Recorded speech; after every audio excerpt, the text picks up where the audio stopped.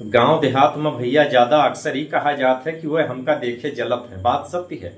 अगर आपका देख के जले वाला कोई नहीं है तो समझ लियो आप जीवन में कुछ उखाड़े नहीं पाए हो है। और जौने दिन आप कुछ उखाड़े ले हो ना, वह दिन आपसे जलन करे वाले के फौज खड़ी हो जाए। फौज, हमार बात समझो। अगर आज आपसे कोई जलत है तो ये आपका सफलता है और कुछ ना हो। और अगर आज आप सफल नहीं हो तो समझो कुछ नहीं हो। सफल नहीं हो तो एकांत में जाए के खामोशी से मेहनत करो।